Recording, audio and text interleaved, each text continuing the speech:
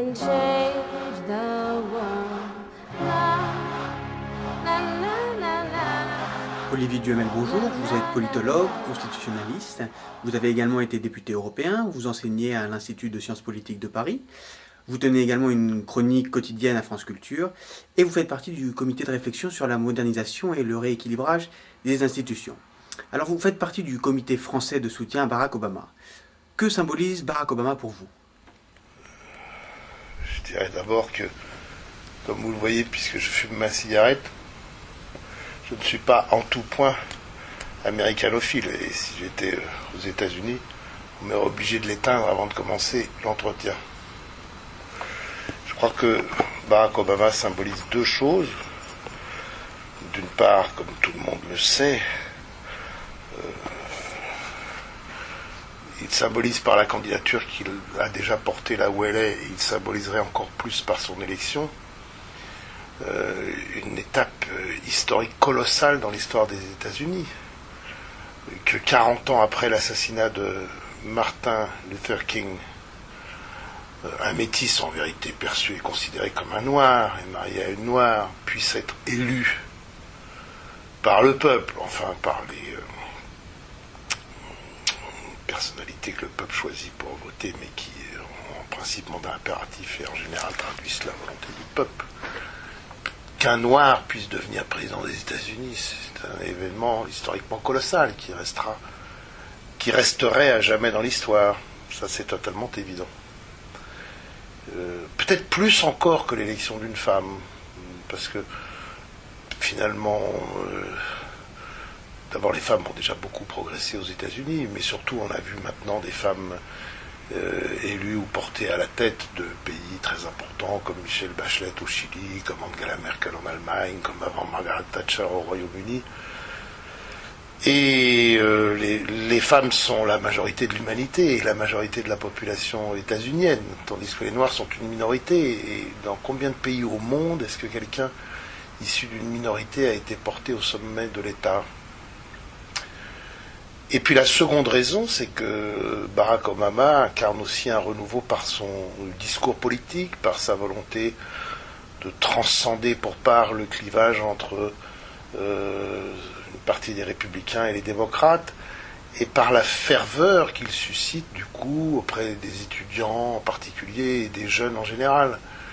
Et comme professeur, je suis aussi sensible au fait que dans un pays comme les États-Unis, souvent assez dépolitisé, il puisse y avoir une sorte de réveil, de renouveau de l'intérêt pour la politique, particulièrement dans la jeunesse, quelque chose qu'on n'a là aussi probablement pas connu avec cette ampleur depuis en effet 40 ans, et d'ailleurs depuis l'assassinat d'un autre grand personnage qui était Robert Kennedy. Et alors après, la discussion est ouverte, le débat peut avoir lieu, certains peuvent souligner le caractère qu'ils jugent pas assez dense de cette forme d'adhésion. C'est un débat qui est toujours ouvert, mais enfin, ça vaut mieux que l'apathie générale qui régnait jusqu'à présent. Vous avez donc parlé de ce qu'il pourrait apporter aux États-Unis. Pourquoi pensez-vous qu'il pourrait être important aussi pour la France? Écoutez, pour la France, c'est un peu plus compliqué, mais là, je dirais plus que c'est le fait d'élire un démocrate plutôt qu'un républicain, parce que dans le sentiment anti-français qui a été très fort aux États-Unis après notre juste condamnation de la guerre en Irak, qui est partiellement surmonté, mais partiellement seulement, on sait que les républicains nous sont plus hostiles que les démocrates. Je crois que c'est McCain ou un autre républicain qui a dit regardez ce Sarkozy, il réussit même à nous rendre un Français sympathique, ce qui est signe quand même d'une hostilité persistante, et elle n'est pas de même nature dans le camp démocrate que dans le camp républicain. Donc de ce point de vue, même si c'est de loin pas la seule raison, je choisis, comme d'ailleurs l'ont le plus souvent fait les Français quand on leur demandait leur avis lors d'élections présidentielles aux États-Unis, le camp démocrate. D'un point de vue plus général, comment son élection changerait-elle l'image des États-Unis dans le monde? Là, je dirais que ça va dépendre. L'élection en elle-même la changerait par sa portée symbolique, si vous voulez. La majorité de la population mondiale vit encore dans des conditions plus difficiles que l'hémisphère nord côté occidental, même si certains pays sont heureusement en voie de développement accéléré. Mais je pense sinon que ça dépendra ensuite beaucoup de la politique qu'il mènera en œuvre, et notamment de celle qu'il mettra en œuvre par rapport à l'absurde et ravageuse guerre en Irak, et les conditions dans lesquelles, au demeurant difficile, il organiserait un retour progressif des troupes américaines et laisserait les Irakiens petit à petit tenter de se gouverner eux-mêmes. Alors concernant l'Europe, vous avez été député européen, qu'apporterait son élection à l'Europe, si elle apportait quelque chose? Il faudrait que l'Europe existe plus que ne le laisse entendre votre question. Vous savez, l'élan européen a été, pour part brisé avec les doubles noms néerlandais et français du printemps 2005. Depuis, on a surmonté la difficulté, on pourrait dire technique, en adoptant un nouveau traité européen, mais l'atmosphère générale est une atmosphère pas du tout à l'affirmation d'une identité politique de l'Europe, mais au contraire à la gestion prudente et au jour le jour des dossiers les plus urgents. Donc il ne faudrait pas se défausser sur les États-Unis à cet égard. La question n'est pas tellement de savoir comment les États-Unis vont se comporter vis-à-vis de l'Europe, que de savoir si l'Europe est capable à nouveau de reprendre son élan et d'enfin commencer à affirmer une unité politique sans laquelle elle n'existera pas, et à avoir une parole politique forte sur le monde. Nous en sommes encore très loin. Supposant que ce soit le cas et qu'il y ait une évolution du cadre européen, pensez-vous que son élection puisse être plus positive et donner un terrain plus favorable justement au développement et à la place de l'Europe dans le monde?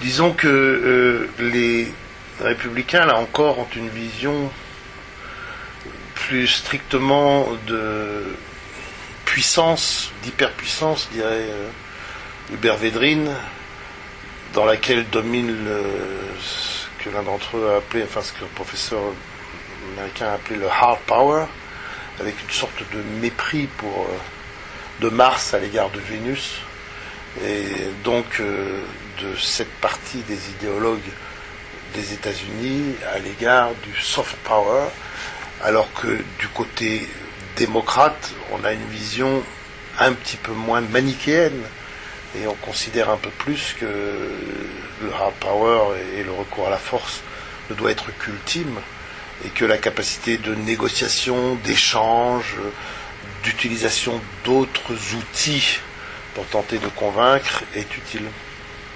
Alors pour revenir une dernière fois à la France, pensez-vous que son élection changerait, ou comment elle changerait la perception des États-Unis en France? Je pense que les États-Unis, assez souvent, sont une sorte d'avant-garde de ce qui peut nous arriver, parfois dans certains domaines pour le pire et parfois dans d'autres pour le meilleur. Je pense qu'ici ce serait pour le meilleur, c'est-à-dire que je pense que la France est très en retard dans l'ouverture de ses élites. Si vous comparez l'élection présidentielle américaine avec l'élection présidentielle française, et Dieu sait que l'élection présidentielle de 2007 a été plutôt plus ouverte et plus vivante que d'autres, il y a quand même aux États-Unis une ouverture, un renouvellement, une capacité d'accepter des personnalités qui étaient presque totalement inconnues un an à l'avance, qu'on n'a pas en France. Si vous ajoutez à ça, pour terminer par là où nous avons commencé, la couleur de sa peau, quand est-ce qu'en France cela deviendra concevable, ou disons-le à l'inverse, quand est-ce qu'en France on trouvera enfin qu'il est inconcevable qu'il n'y ait que 2 ou 3 personnes dont la peau n'est pas strictement blanche à l'Assemblée nationale, au Sénat, et qu'il y en ait 0 dans tant de lieux de pouvoir dominants dans tous les sens du terme pouvoir.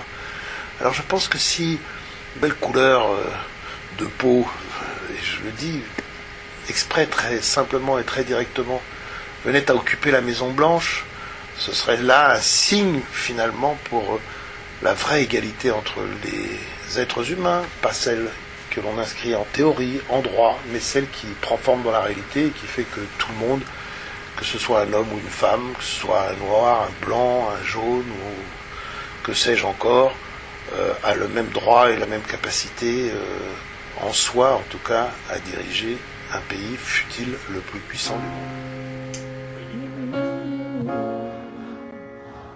We can change the world.